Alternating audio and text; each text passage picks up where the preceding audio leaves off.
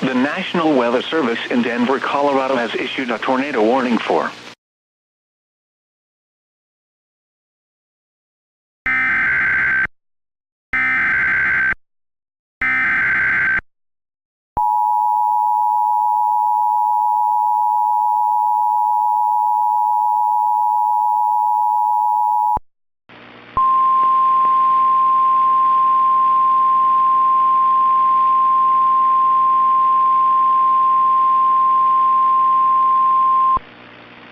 The National Weather Service in Indianapolis has issued a tornado warning for northeastern Daviess County, Greene County, northern Martin County, until 10:15 p.m. Eastern Daylight Time.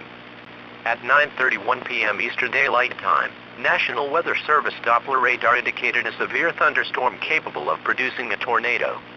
This dangerous storm was located near Linton, or 30 miles northeast of Terre Haute, and moving southeast at 35 miles per hour.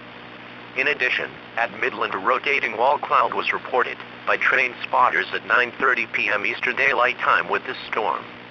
This storm has a history of producing ping-pong-size hail as well.